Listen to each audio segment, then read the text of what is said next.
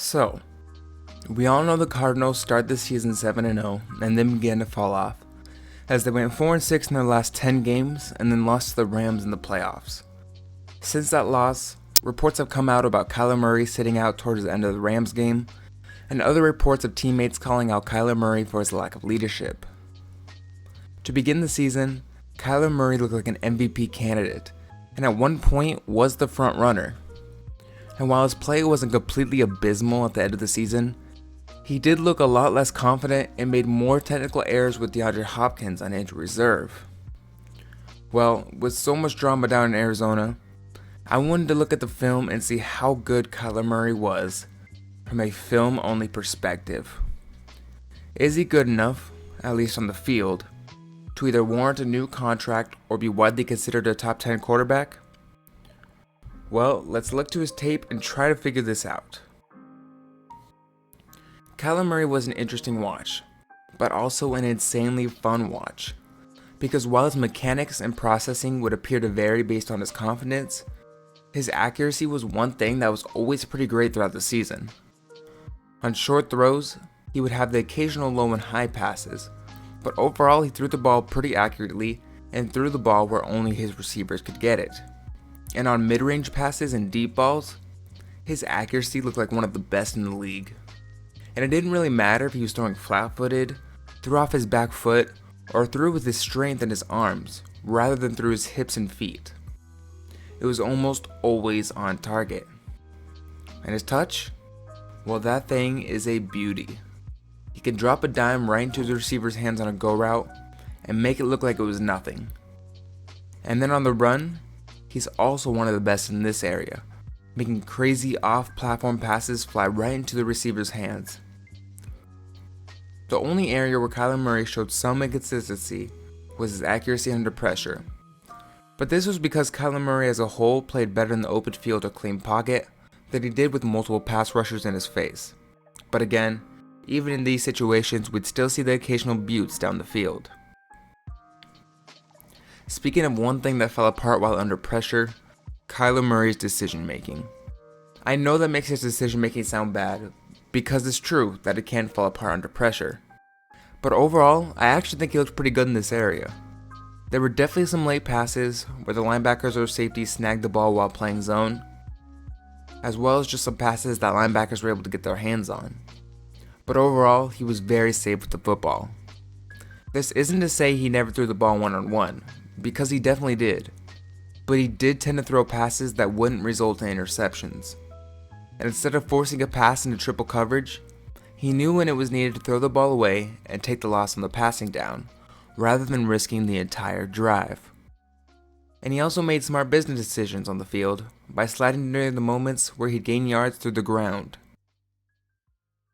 Now, let's begin looking at his technique, which is the trait that varied the most on the field. With Hopkins on the field and his confidence up, these traits looked great. And when Hopkins was on IR and the Cardinals kept losing, these traits were one of the main ones that would fall apart. First up, his progressions. Throughout most of the season, even some games later in the year, Kyler Murray would show the ability to scan the field and go through all of his reads before throwing to the open receiver. But when he had his off games, we'd see Kyler Murray stare down one receiver and cause some missed opportunities, as well as some more opportunities for the pass rush to get to Murray. And we kind of saw this become interchangeable with his anticipation.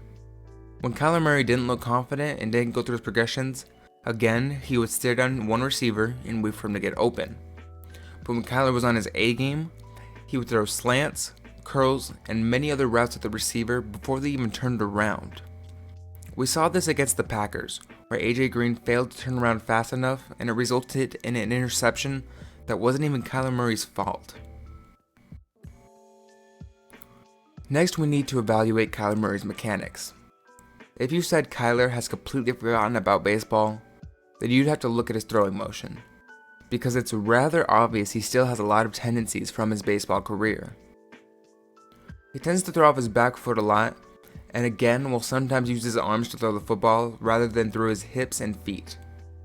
And while this does cause the occasional inaccurate throws and passes with lower velocity, Kyler's able to make it work, In fact, while his mechanics shouldn't be considered a positive, I'm not sure we'd see as many crazy passes from Murray if he had your everyday mechanics. His mechanics could definitely use work, especially by fixing his footwork on passes inside the pocket. But put an asterisk next to this, because his unconventional mechanics seem to be becoming more of an NFL norm every day. If accuracy isn't his greatest trait, then it's definitely Kyler Murray's pocket presence, playmaking, and mobility. I was surprised at how good Kyler's feel in the pocket really was, and his ability to sense when his blindside protection is giving up leverage. And when he did feel its pressure, he showed a great job to maneuver around the pocket or roll out to extend the play. There were times, especially in week 18 against the Seahawks, where he'd take too many sacks while trying to be a playmaker. And there were also times where Kyler would turn his back away from his receivers for a period of time to avoid the pass rush. But overall, his playmaking created so many more opportunities and completions that would have led most quarterbacks to either a sack or intentional grounding. Mix his ability to scramble in the pocket with his ability to be accurate on the run, and it truly made Kyler Murray a dangerous threat for any defense. Kyler Murray isn't without his issues, whether it's his game-to-game consistency or his leadership question marks. But on his overall film, I have to admit, I was pleasantly surprised with what I saw from Kyler. If Kyler plays like he did at his best, with Hopkins on the field, he's definitely worth a new contract, or at least a look at one, as well as a solid spot in your top 10 QB list. But if he comes out in 2022 and looks unconfident and without technique, then the Cardinals will really have to question what they'll do with him. Overall, I thought his film was that of a franchise player, and I really hope the drama between Murray and the Cardinals gets cleaned up. Because if there are no distractions or serious injuries for the Cardinals next season, they could not just be in play for another playoff spot, but become true threats to win the Super Bowl.